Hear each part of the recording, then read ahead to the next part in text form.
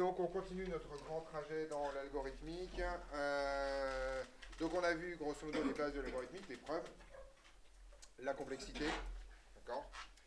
Et donc maintenant on va s'intéresser à deux aspects particuliers, donc deux programmes particuliers de l'algorithmique.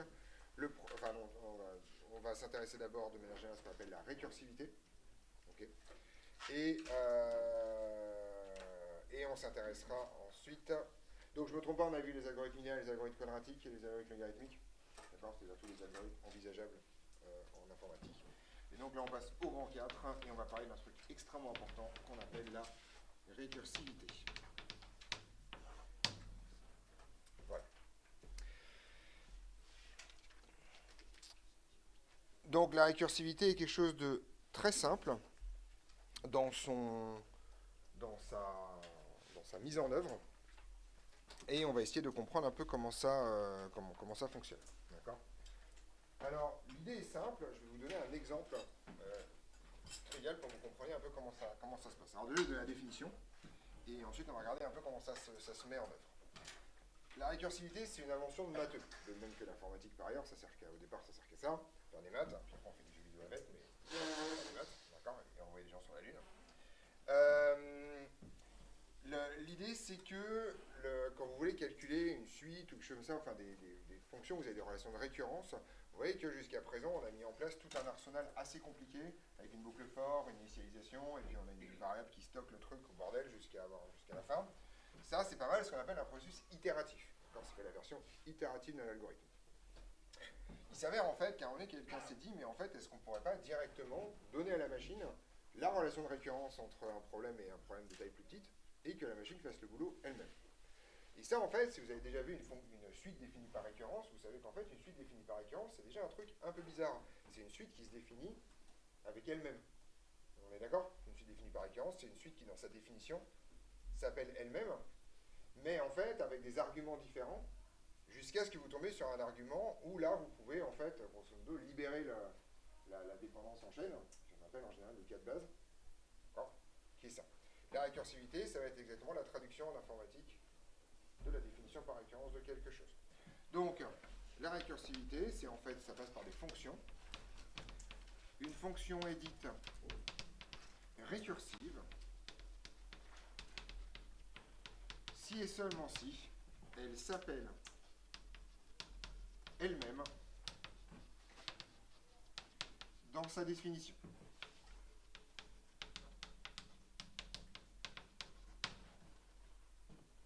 Voilà. C'est ça qu'on appelle une fonction récursive. Vous savez tout sur la récursivité, c'est fini, vous pouvez rentrer chez vous.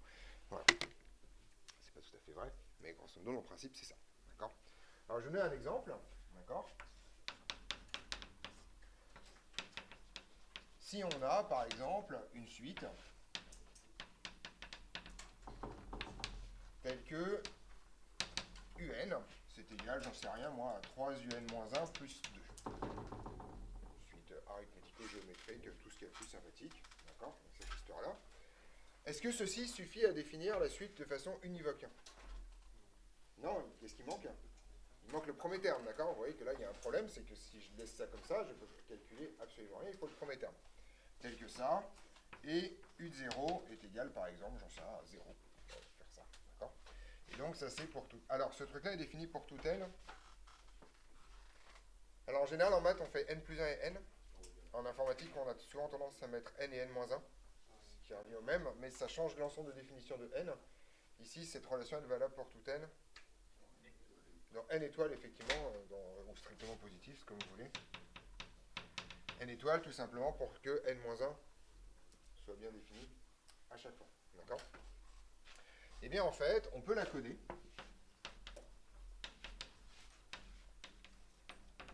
de la façon suivante. Je vais vous montrer, c'est magique. Donc, vous allez définir une fonction. Alors, il existe des langages où vous devez préciser que la fonction est récursive. Tout simplement, alors c'est des langages très typés en général, tout simplement, parce que sinon ces langages disent hey, ce truc-là n'est pas encore défini, parce que la définition de la fonction se finit à la fin, alors que vous l'appelez au milieu. Python, qui est un langage d'une souplesse légendaire, on a strictement rien à foutre de ça, il va faire bon, bah ok, pourquoi pas, voilà, d'accord.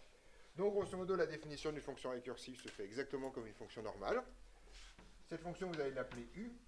elle va avoir comme paramètre tout simplement n. Elle va retourner quoi comme valeur? Si vous regardez ce truc-là droit dans les yeux. Oui, c'est des entiers, hein, d'accord? Cette fonction va être à valeur dans n, c'est pas obligatoire, mais voilà. Et en fait, vous allez structurer votre fonction récursive de la façon suivante. Vous allez d'abord écrire le cas de base, qui est celui-là. Donc u de 0 égale 0, ça signifie en fait que si n est égal à 0, alors vous retournez la valeur de base. D'accord? Donc là, vous faites si n est nul, vous retournez 0. Alors, c'est un if-else, mais en fait, comme vous avez un return ici, vous voyez que le else n'est pas obligatoire. Vous vous souvenez de cette conversation? En gros, si lui il fait vrai, vous sortez, de toute façon. Et si lui il fait faux, vous passez à la suite. Donc en général, dans les fonctions récursives, on a tendance à pas mettre le else. D'accord? Mais bon, voilà, là je ne vais pas le faire. Mais vous pouvez faire les deux. Rien n'est faux hein, dans cette histoire. Vous pouvez mettre if-else ou if-pas-else. En Python, si on peut économiser une notation, en général, on le fait. Pour la question de profondeur d'écriture, mais voilà. Et sinon, en fait, vous allez faire un truc très simple. C'est que vous allez retourner quoi? L'expression récursive ici.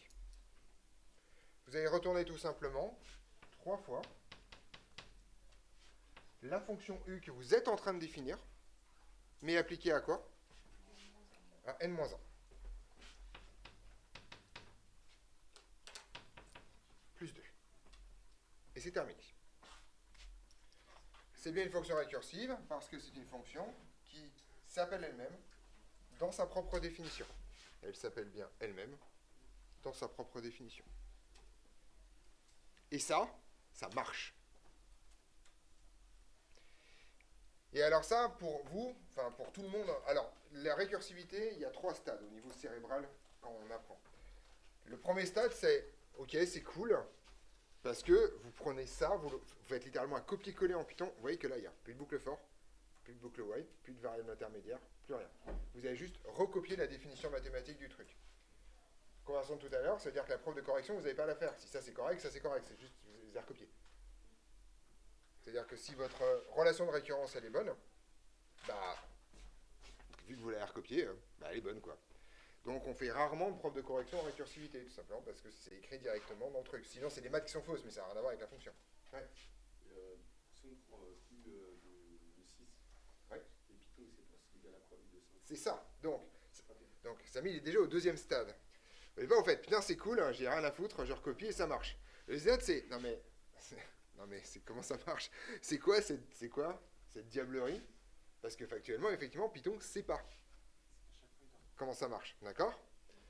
Et le troisième stade, c'est on comprend comment ça marche, et on comprend que c'est compliqué, qu'on va se faire un peu mal au crâne quand même à y réfléchir à chaque fois, donc on se dit ça marche, et on est content, on revient au stade 1. D'accord? Voilà. Alors, je vous explique comment ça fonctionne, cette histoire-là.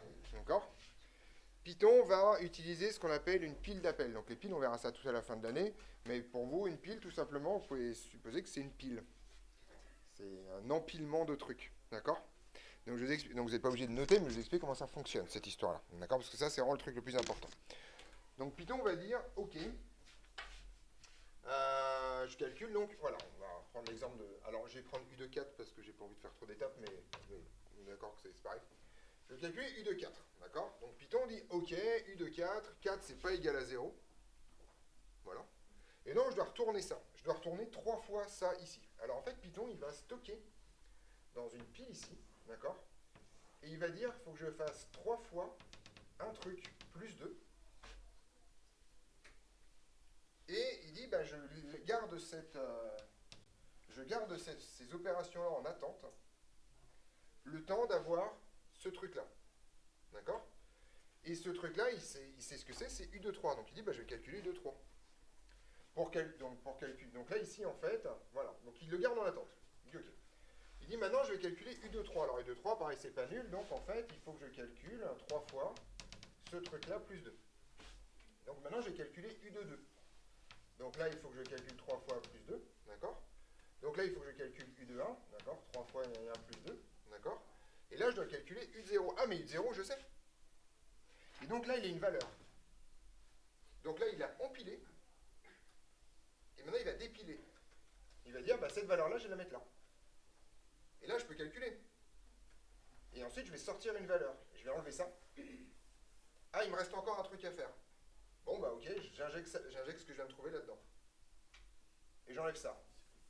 Ah, il me reste encore un truc à faire. Ok, j'injecte là-dedans. Et j'enlève ça.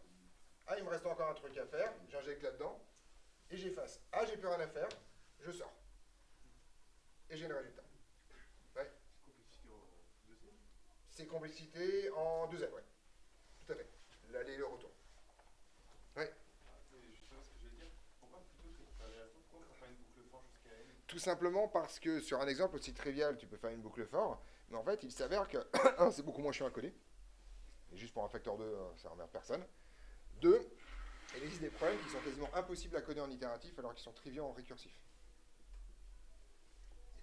D'accord? C'est ça le problème, c'est qu'en fait, il existe... Alors, il y a un théorème qui dit que tout problème récursif a une version itérative. Ce théorème ne te garantit absolument pas le facteur entre le nombre de lignes du premier et le nombre de lignes du deuxième. D'accord? Voilà. Ouais. S'il n'y a pas de boucle, bah, enfin, il n'y a rien. Comment il sait qu'il faut faire ça? Ah, mais il sait pas. Il dit, tiens, j'ai un truc à faire, je le mets en attente. C'est tout. Il dit, tiens, ça, bah, j'ai un truc à faire, donc il détecte qu'il y a un truc qui lui reste à faire, et il retient la ligne d'opération, et il dit, je vais injecter le truc que je vais trouver en refaisant l'étape d'après. C'est juste ça. Il n'a aucune idée ni de la profondeur de la pile, ni de la conscience que c'est une récursivité, rien du tout. Il sait juste, tiens, je me mets en stand-by, et le premier résultat qui sort, je l'injecte dans le résultat. Et donc en fait, c'est une magie qui marche uniquement par ce qu'on appelle la mécanique de pile, c'est-à-dire que grosso modo, ça fait une propriété LIFO, last in first out. Autrement dit, vous empilez les opérations que vous avez à faire, et la première que vous allez exécuter, c'est la dernière que vous avez empilée. Donc d'abord, vous empilez dans ce qu'on appelle une pile de récursivité, et ensuite vous dépilez dès que vous tombez sur le cas de base. Vous commencez à avoir les deux problèmes. Si vous oubliez ça, vous empilez à l'infini. Et là, vous avez ce qu'on appelle un dépassement de pile, qui est un mot que vous connaissez peut-être en anglais, c'est un Stack Overflow, qui est le nom d'un site extrêmement connu pour les développeurs comme moi. D'accord? Donc, on a un Stack Overflow, c'est-à-dire que vous montez, voilà, et à un moment donné, bah, et là, vous êtes confronté aussi à des algorithmes où la problématique, ça ne va pas être uniquement la problématique de la complexité temporelle, mais la complexité spatiale, parce que la pile prend de la place, puisque théoriquement, à chaque étage, vous avez un truc à retenir. Donc la pile de récursivité, par exemple, sous Python, de façon native, elle est limitée à 999 étages. Vous pouvez changer ça, mais voilà. Et elle est stockée dans la RAM, du coup? Elle est stockée en RAM, ouais. Elle est stockée en RAM. Ouais. On ne peut pas faire U2000. Alors, vous ne pouvez pas faire U2000, effectivement, si jamais il y a une pile de récursivité. Par contre, vous pouvez dire à Python, ouais, monte un peu, tu me fais chier. Et voilà, il y a une commande pour monter la hauteur de la pile de récursivité. Moi, j'ai toujours trouvé que 999, c'était quand même très bas, comme global.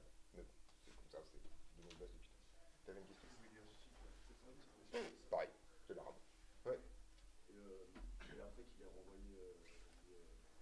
En fait, quand la pile est vide, il renvoie, il dit, bah tiens, la pile est vide, donc c'est bon, le résultat, je le balance, et c'est ça que je balance.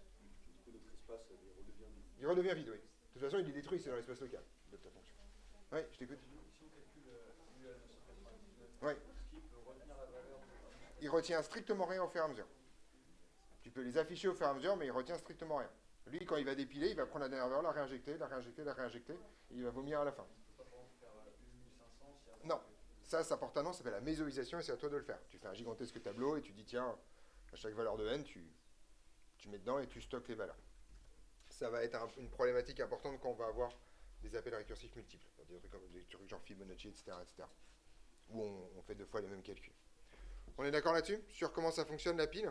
Donc c'est pas du tout mystique, et en fait ce qui est génial c'est que ça fonctionne uniquement avec la structure de pile qui est très conne, qui est que vous empilez jusqu'à ce que vous sachiez un truc, et ensuite vous dépilez jusqu'à ce que la pile soit vide. Et le moment où vous savez un truc, c'est le cas de base. Le moment où votre pile est vide, c'est ce que vous voulez calculer. Et ça marche à tous les coups quand vous faites ça bien. On est d'accord? Donc on est parti là-dessus sur ce petit commentaire. J'ai plus de brosse, mais ça va aller. Voilà. Donc, la récursivité implique l'existence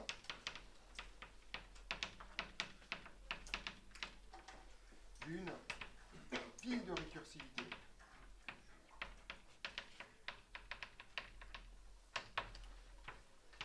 qui retient les opérations à faire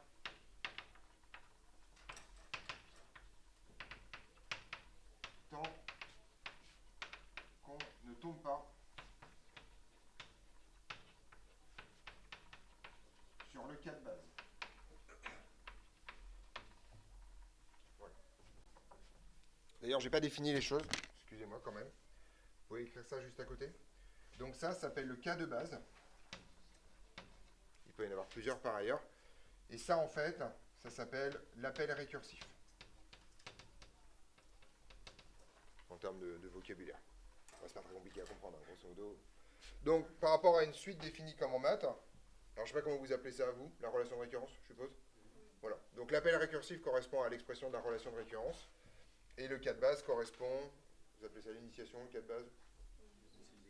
Initialisation. Enfin, le truc, quoi. Le premier terme qui fait que ça marche. D'accord? On est d'accord là-dessus?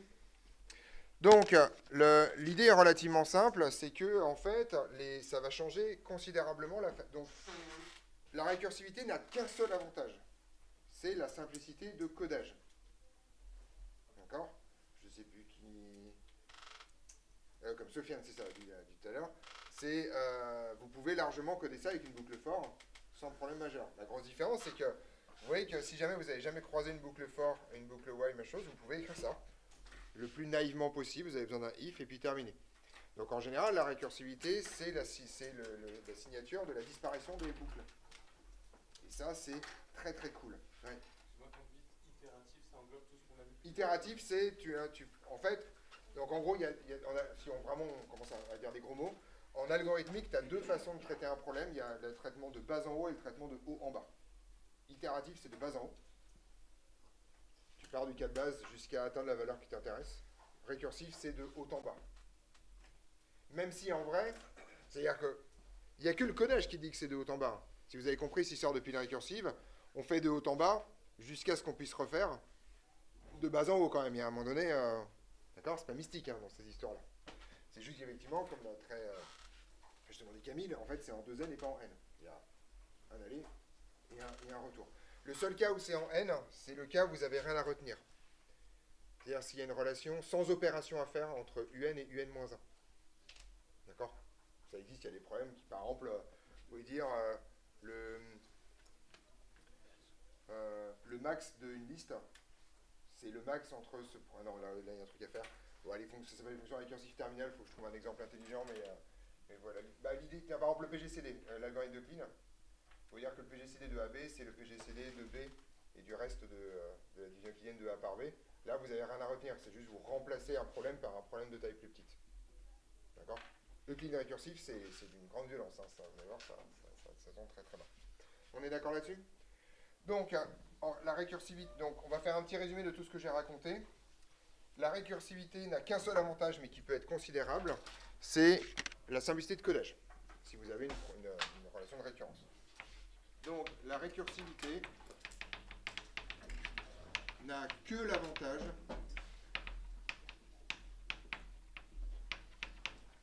de la simplicité de codage.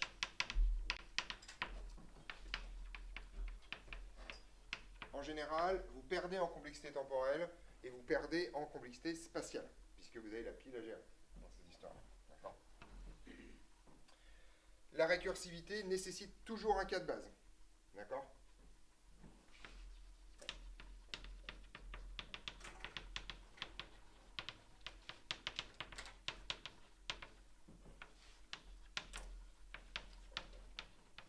Alors, quand je dis un, il peut y en avoir plusieurs.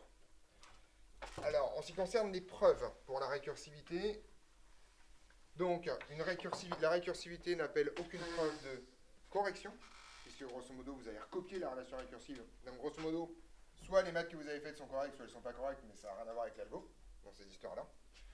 Donc, un algo récursif contient déjà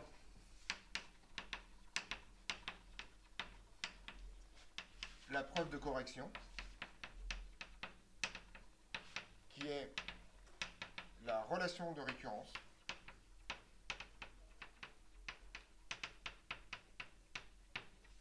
Donc vous voyez par rapport à ce qui se passe en itératif, où vous devez trouver des objets en disant oui, cet objet-là, il contient bien le maximum qui machin.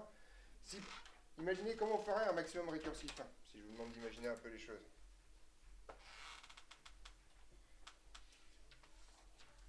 Donc grosso modo, l'idée de la récursivité, c'est de vous dire, tiens, je vais avoir une taille ou des nombres qui vont descendre.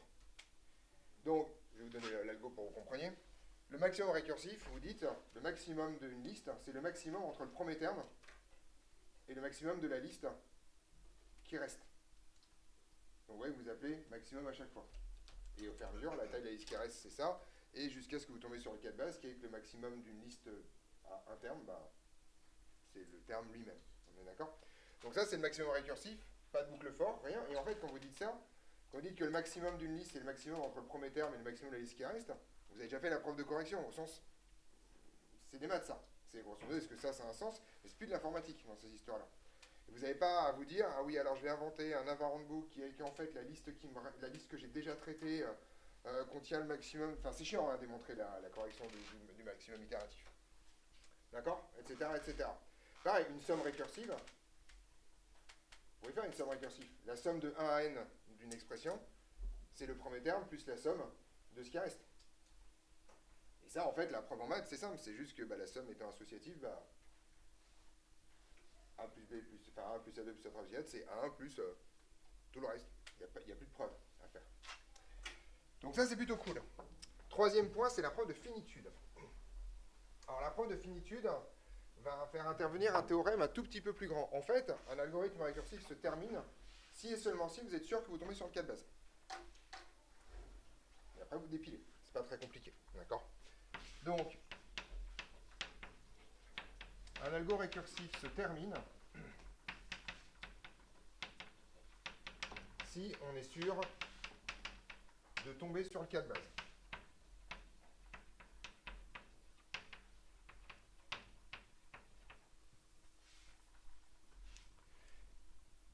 Alors, le théorème de maths appliqué est le suivant. Si vous partez d'un nombre entier et que vous le décrémentez de p à chaque étape, alors forcément vous allez finir par tomber sur une valeur entre 0 et p-1. D'accord? Autrement dit, si vous le décrémentez 2 à chaque fois, par exemple, vous allez forcément finir par tomber entre 0 et 1 à un moment donné. Soit 0, soit 1. D'accord? C'est ça le théorème. Si vous décrémentez de 1 à chaque fois, vous allez forcément finir par tomber sur 0.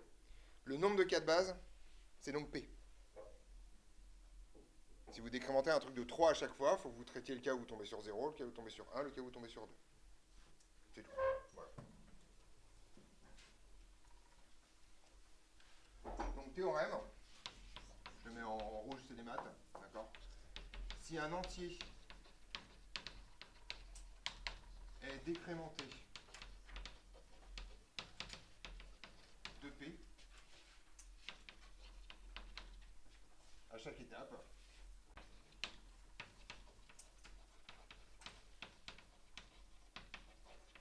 alors sa valeur tombera dans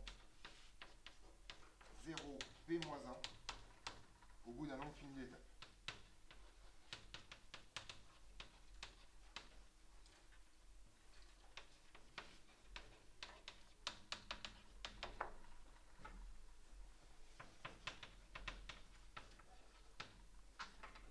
Voilà l'idée. Vous comprenez la logique, hein? Vous prenez, je sais pas moi, 1403. Si vous le décrémentez d'une valeur qui est de 2 par exemple, vous savez qu'au bout d'un certain temps, vous allez tomber entre 0 et 1.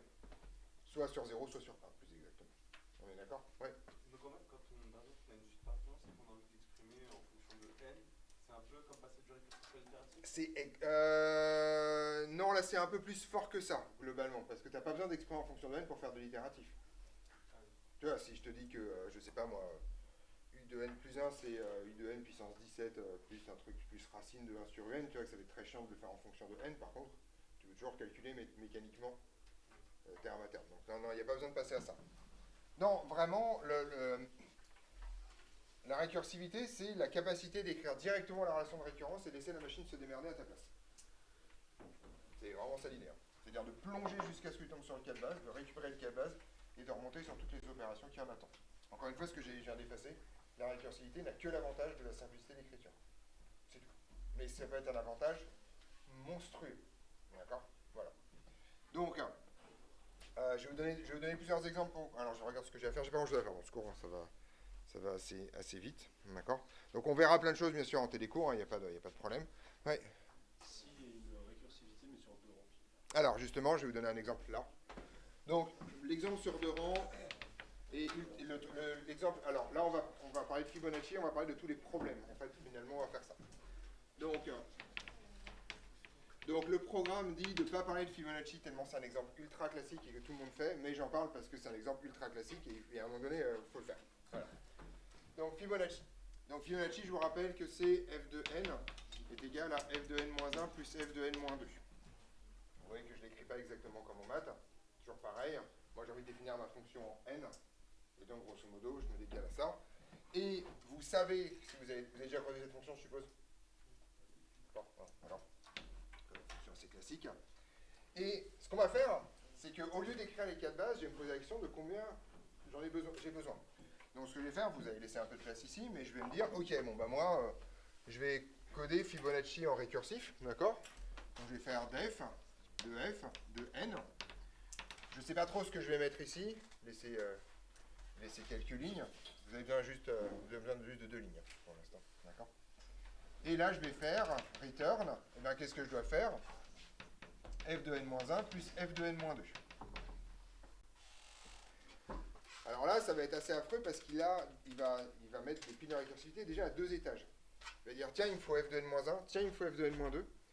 Donc il va retenir le plus. Et à chaque fois, il va dire, ok, je dois faire ça, plus le terme qui va arriver. Et le terme qui sort, il va sortir. Donc à chaque fois, en fait, vous avez ici 2 appels récursifs. Ça, on va voir les problèmes que ça pose. À quelles conditions ça se termine? C'est simple. J'utilise ce théorème-là. J'ai un truc qui est décrémenté de 1, donc je sais que forcément, à un moment donné, n va tomber sur 0. Mais là, j'ai un truc qui est décrémenté de 2. Donc je sais que forcément, ça va tomber soit sur 0, soit sur 1. Autrement dit, ça vous raconte que le cas 0 ne suffit pas. Et d'ailleurs, vous le savez, si vous voulez faire en itératif, vous voyez que si je vous précise f de 0, vous ne pouvez pas commencer. Parce que vous ne pouvez pas calculer f de 1 dans ces histoires-là. Parce que ça, en fait, c'est pour n appartenant à 2 plus l'infini. D'accord? Et donc, vous avez ici f de 0 égale 0 et f de 1 égale 1. Vous êtes obligé d'avoir 2 cas de base pour prouver la finitude. Donc, ce théorème-là vous raconte exactement le nombre de cas de base dont vous avez besoin. Si vous avez compris, vous avez toujours besoin de p cas de base si vous décrémentez de p. Bon, ben, on y va. Alors, il y a une façon très élégante de l'écrire. Si n est inférieur ou égal à 1, vous retournez n. Je l'aime bien celle-là. Bah, c'est plus classe que dire si ça vaut 0, tu retournes 0, et si ça vaut 1, tu retournes 1, quoi. On est d'accord que c'est un peu plus élégant d'écrire ça. Voilà. Donc voilà, Fibonacci récursif. Alors, je sais, j'ai fait le TD avant les vacances, donc je sais, enfin, au début des vacances, je ne sais plus si je l'ai fini par le mettre ou pas. Ça concentre tous les problèmes de la récursivité. Et les avantages. Gros avantage, franchement, c'est super facile. Fibonacci en itératif, on ne l'a pas fait encore. C'est hyper chiant, parce qu'il faut retenir à chaque fois les 2 termes précédents. Donc en général, ce qu'on fait, c'est qu'on fait un tableau, et au fur et à mesure, on ajoute les valeurs, et pour calculer une valeur, on prend le dernier élément du tableau, et l'avant-dernier, et on rajoute, et on fait un append au fur et à mesure, donc on avance. C'est pas simple à coder Fibonacci itératif, mais ça se fait. Donc, forcément, Fibonacci récursif, c'est plus simple à coder. Vous prenez la définition, vous la recopiez. On est d'accord que là, c'est un recopiage de la définition. Ouais. La compute coupée, c'est en 4. Ah là, ça c'est un cauchemar, là. Parce que, en fait, vous faites combien d'appels à chaque truc? 2. Donc, par exemple, imaginons qu'on prend n égale 6. Premier appel, 2 appels. Pour chacun des deux, 2 appels. Pour chacun des deux, 2 appels. Donc, vous avez une complexité spatiale et temporelle en 2 puissance n. Et ça ne fait pas partie des algorithmes acceptables, parce que c'est un algorithme en puissance. Fibonacci récursif, pour n égale 15, vous tuez votre PC. Allez, ça dépend. Maintenant, avec 64 bits, vous pouvez monter à n égale 28, 29, mais grosso modo, alors qu'en itératif, on peut calculer sans aucune forme de problème f de 1 million, c'est pas du tout un problème, ça. Mais en fait, la taille de la pile d'appel et le temps d'appel fait qu'en fait, il se passe plein de trucs. Et ça, c'est un truc que vous allez voir l'année prochaine. En fait, on peut court-circuiter ça avec ce qu'on appelle la mésoisation. Parce qu'en fait, vous voyez que les 2 appels récursifs chaque fois sont inutiles. Parce que bien sûr, si je calcule f de 6, là je dois calculer f de 5 et f de 4. Ok. Mais pour calculer f de 5, il faut que je calcule f de 4 et f de 3. Mais f de 4, je suis déjà en train de le calculer en fait. Donc grosso modo, dans mon 2 puissance n, il y en a la moitié qui ne servent à rien. Et ça se voit physiquement. Fibonacci, on n'a pas besoin de faire plein de trucs. Théoriquement, c'est tout droit en itératif. Donc ce que vous faites dans ce genre de cas, si vous faites un tableau rempli de 0, d'accord, et ou rempli de -1 pour dire je ne les ai pas fait encore, d'accord, et si vous tombez sur un tableau, si un -1, ça veut dire que vous n'avez pas encore calculé la valeur, donc vous faites l'appel récursif. Sinon, vous récupérez la valeur. Donc grosso modo, vous allez avoir une première plongée jusqu'à un premier cas de base, et quand vous allez remonter, en fait, c'est là, en fait, c'est au remontage que vous allez casser, en fait, grosso modo, les appels. Parce qu'en il va descendre, remonter, descendre, remonter, descendre, remonter, on se dit, ah bah il faut que je fasse ça. Là, il va dire, ok, il faut que je calcule F2N-1, ok, je calcule F2N-1, puis ensuite il va remonter, il fait, ah, il faut que je calcule ça, mais sauf qu'en fait, il aura déjà calculé les termes, donc il n'y aura plus d'appel récursif, vous cassez tout. Ouais. Ou la multiplication récursive, elle est toujours supérieure ou égale à l'itérative. Ouais, le récursif, c'est toujours plus gourmand en termes de temps, et surtout en termes d'espace. Mais par contre, je vais essayer d'écrire. Je donne donc, pour l'instant, on n'a pas vraiment vu de cas où c'est extrêmement simple. Mais je vais vous faire quand même plusieurs exemples pour voir un peu comment ça marche. Je vais inventer des cours, mais... Donc, ça c'est Fibonacci, d'accord? Donc là, 2 cas de base. Je fais d'autres exemples divers pour que vous voyez comment ça fonctionne. La récursivité, après, il faut pratiquer. Il faut coder des trucs, machin. Mais vous allez voir que c'est pas dur. Par exemple, la dichotomie. Vous vous souvenez de la dichotomie? Bon, bah, vous cherchez un élément E dans une liste L. Bon, je vais faire un truc plus simple, pardon. Je vais faire un PGCD d'abord.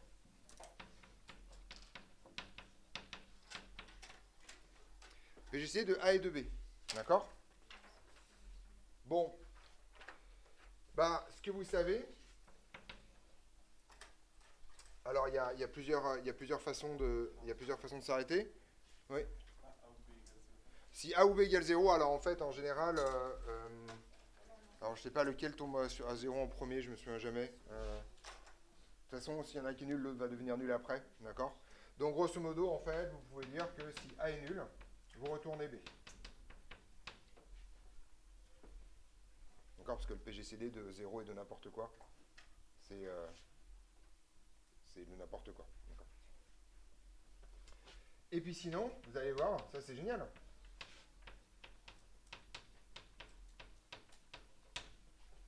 C'est fini.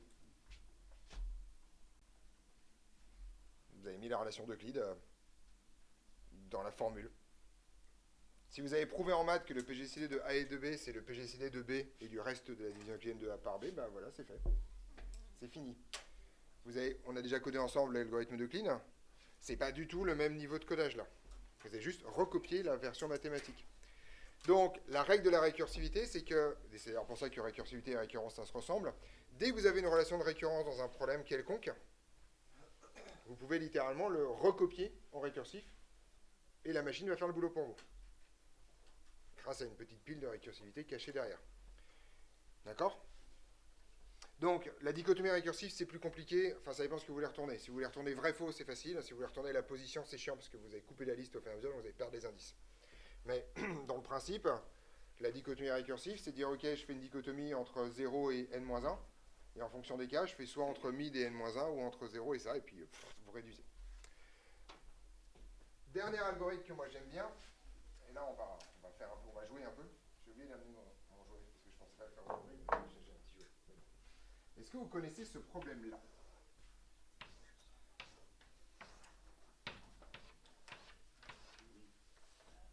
Les tours de Hanoï, d'accord? Donc les tours de Hanoï, jeu de patience, soi-disant à portée d'Extrême-Orient, probablement. De Hanoï, probablement pas, mais ça, bon, les approximations, hein, voilà. On va dire que tous les pays à partir de Istanbul, c'est un peu les mêmes de toute façon. Donc bon, voilà, Hanoï, bon, la Chine, quoi, voilà, l'Inde, quoi, c'est pas, voilà, bon. On n'est pas à ça près. Donc, problème des tours de Hanoï. Vous devez déplacer cette pyramide-là, donc c'est 4 palais, enfin vous avez n palais par ailleurs, ici j'en ai mis 4, d'accord? Et la règle est la chose suivante, vous n'avez le droit de déplacer qu'un seul palais à la fois. D'accord? Vous n'avez pas le droit de mettre un palais plus grand sur un palais plus petit. Et vous devez déplacer l'intégralité de ça à ça.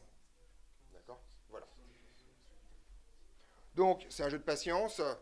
Vous pouvez prouver extrêmement facilement que le nombre de mouvements minimal, c'est 2 puissance n, où n est le nombre de palais. C'est pour ça que c'est un jeu de patience. D'accord? Donc, si vous voulez occuper un enfant pendant une journée entière, vous lui faites ça avec 18 palais, vous êtes sûr que vous êtes tranquille.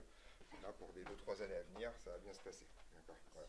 C'est le nombre minimal de déplacement. D'accord? C'est si vous ne voterez pas. C'est-à-dire, ça fait de l'algorithme pas. Ouais. Du coup, est-ce qu'on peut prendre un palais qui a deux palais sur le. Enfin, Non, tu prends un palais et forcément le palais du haut. Non, sinon, tu déplaces plusieurs palais à la fois. Alors, on peut, si vous voulez, jouer un peu. Hein. C'est-à-dire, par exemple, on peut faire.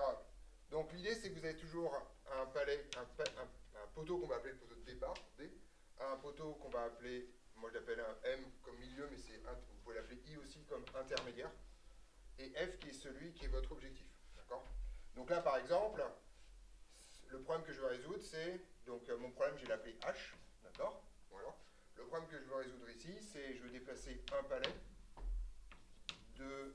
Donc en général, la fonction, elle est h, n, d, f, i. C'est-à-dire le nombre de palais que vous voulez déplacer, votre poteau de départ, votre poteau d'arrivée et le poteau intermédiaire que vous voulez utiliser. Donc dfi, c'est une permutation plus ou moins circulaire. Enfin voilà, c'est toutes les permutations possibles entre 1, 2 et 3. Et n, c'est le nombre de palais. Par exemple, ce problème-là, ça, c'est h de 1, de 1, de 3 et de 2.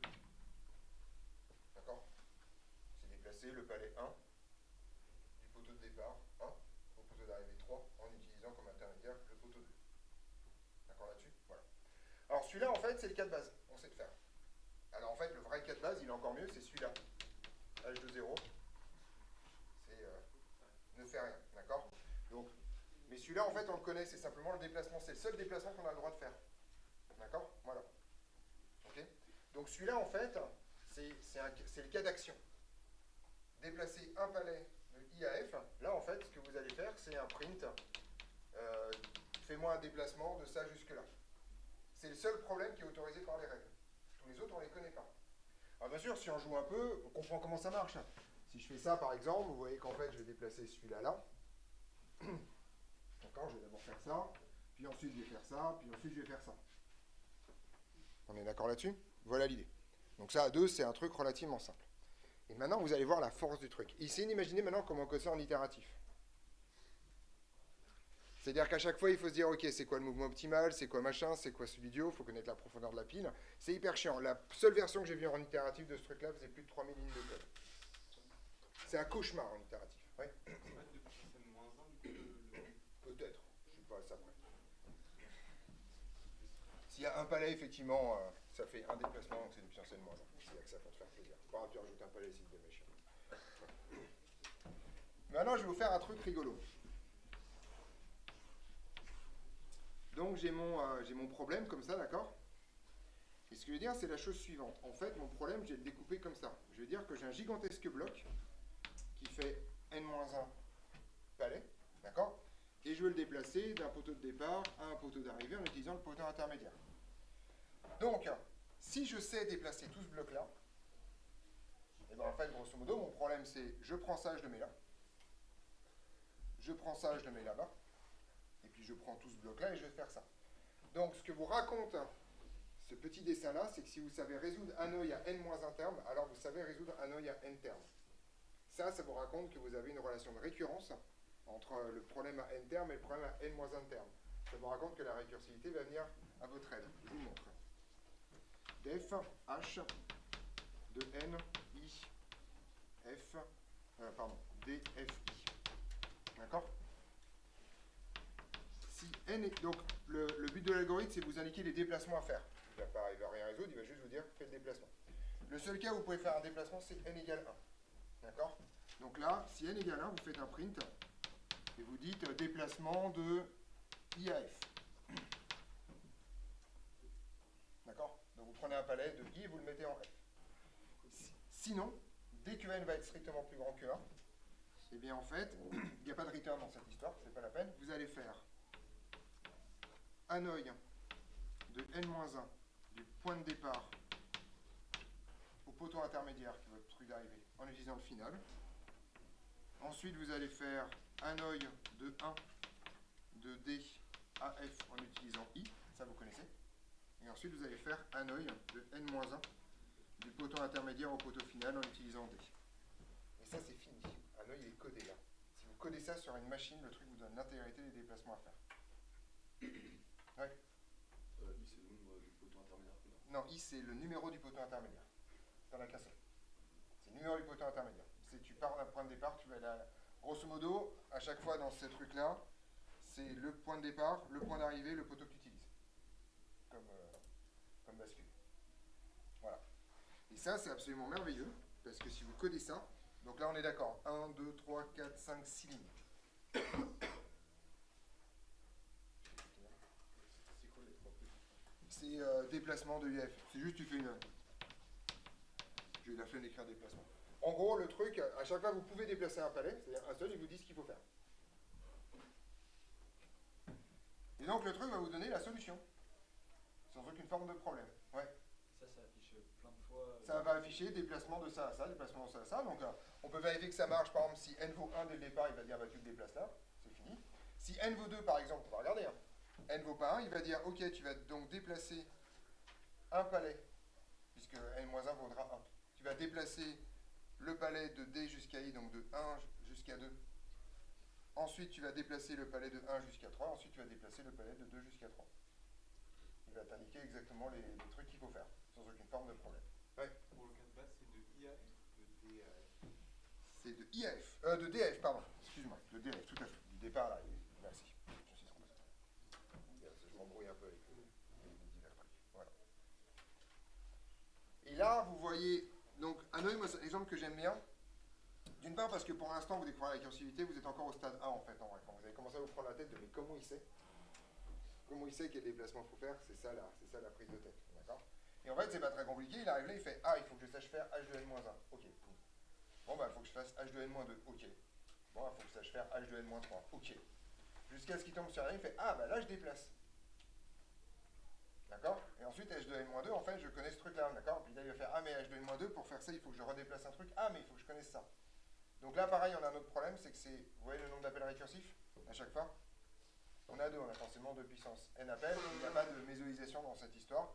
Donc c'est ça qui vous raconte que vous avez au minimum de puissance n-1, si je veux faire plaisir à Simon. Affichage dans cette histoire. D'accord? Voilà l'idée. Donc il manque un tout petit truc, c'est si n égale 1, c'est bon, ça va s'arrêter. Vous êtes d'accord que la preuve de finitude ici, à chaque fois vous décrémentez de 1, donc forcément vous tomberez sur 1 à l'arrivée, donc vous n'avez pas de problème dans cette histoire, ça va marcher.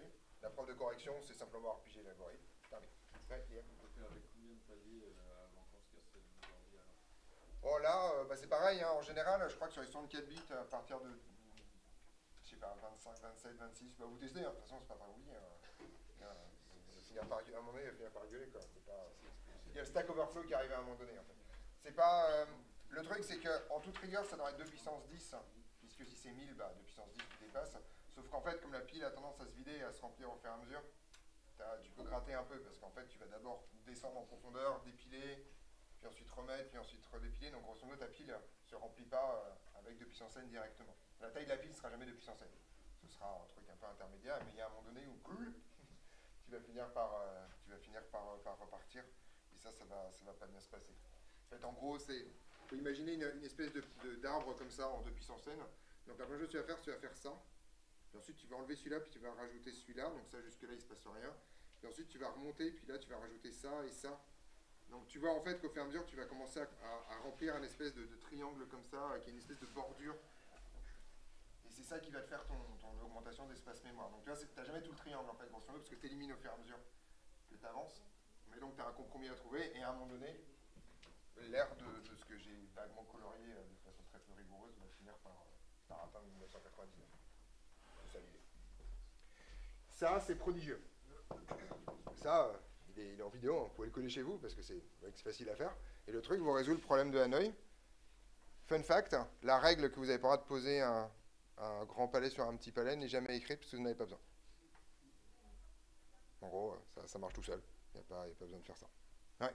Il n'y a pas là, c'est que là, il n'y a pas besoin de return. Pas besoin de return parce que c'est une fonction qui retourne none, elle fait juste l'affichage de déplacement. Si tu as un return, tu peux au lieu de mettre un print, tu peux faire un stockage des déplacements à chaque étape, et après tu tu retournes la liste et tu sais les déplacements qu'il va faire, c'est au choix. Mais là, c'est juste un affichage. Donc là, comme on est en récursive, il a compris qu'à chaque fois, c'était un print. Oui, oui, bah en fait, c'est pas qu'à chaque fois. Si n égale 3, par exemple, si vous voulez qu'on le fasse tourner avec n égale 3 ? Oui, il n'y a pas de problème, hein, ça marche. Hein. C'est magique, ça. Donc, n égale 3. Ok, déjà, on va le faire à la main. Bon, on va le faire à la main, on va demander à la machine de le faire pour nous, d'accord ? Donc, je vais faire un œil de n égale 3. Comme mon QI est un chiffre, donc un des deux est nul, hein, je ne sais pas le faire tout seul. Donc, forcément, il va falloir que je demande à une machine de le faire. Ok, bon, il faut que je résout. Donc, le premier appel que je vais faire, je vais dire fais-moi h de 3 de 1 jusqu'à 3 en utilisant 2. On est d'accord que c'est ça que je veux faire. Je vais partir du poteau 1, aller au poteau, donc je vais les numéroter, 1, 2, 3, et je vais déplacer 3 paliers. Donc lui dit, ok, pour faire ça, il faut que je sache faire h de 2. Donc il va faire un premier appel. Il va dire, tiens, il faut que je sache faire h de 2 de 1 jusqu'à 2 en utilisant 3. D'accord ?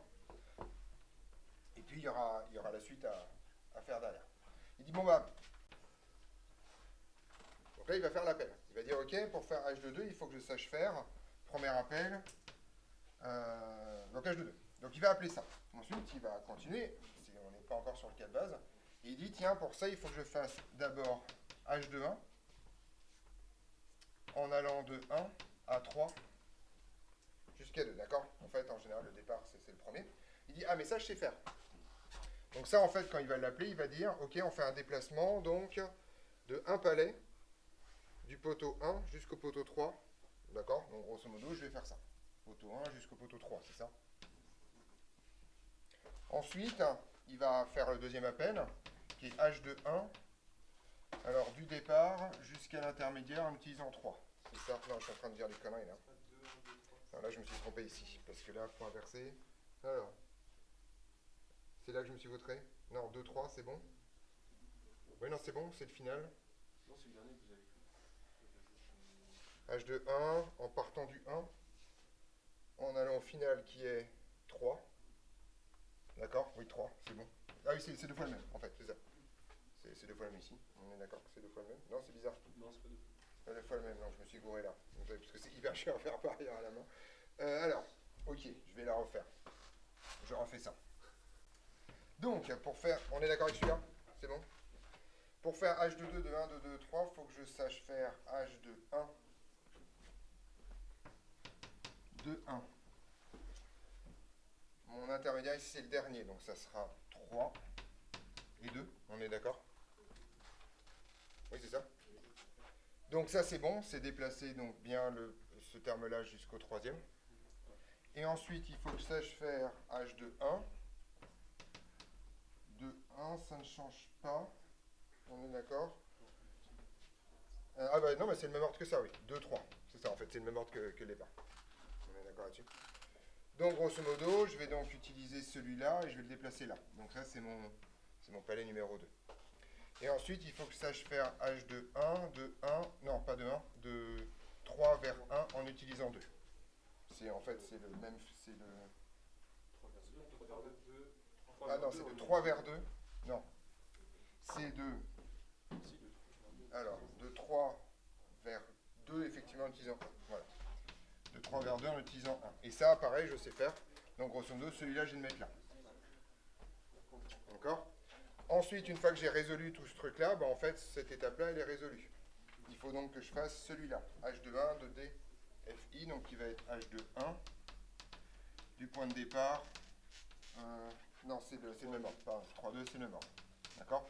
Donc là, je vais prendre celui-là comme ça et je vais le foutre là. D'accord ? Et ensuite, il faut que je fasse H de 2. D'accord ? C'est le dernier appel ici. De mon truc intermédiaire qui est 2 vers mon truc final qui est 3 en utilisant 1. Et là, je vais faire les mêmes appels qui vont consister à faire ça, ça et ça, et c'est terminé. Il vous a imprimé à chaque fois tous les objets à faire. Je le fais qu'avec 3. À la main, 100 ans. Mais vous voyez que c'est magique ce truc, d'accord ? Et à chaque fois, en fait, il va explorer la pile jusqu'à ce qu'il descende. Et après, il va redémonter, il va redépiler, puis il va faire ça, etc. etc. Essayez de le coder en itératif un jour. Vous allez, essayez de réfléchir, à vous dire, tiens, en fait, faire ça avec une boucle for, ou une boucle while, ou on ne sait pas trop quoi, en fait. À savoir se dire, ok, alors si on est dans cette configuration-là, en fait, c'est plus intéressant de faire ça. C'est hyper chiant, en fait, globalement. Parce que si vous jouez à la main, vous allez finir par comprendre le pattern, mais à chaque fois, c'est des disjonctions de cas en fonction de, oui, alors là, en fait, il faut le mettre dessus, là, il faut le mettre dessous. C'est hyper chiant, c'est comme ça qu'on se gourre. En récursif, vous ne gourrez jamais. En plus, la version récursive est la version optimale. Cool. Ouais. Donc en gros, là, là ça va afficher déplacer... Déplacer un palais de là à là. Voilà, tu prends celui qui est le plus haut et tu le fous là.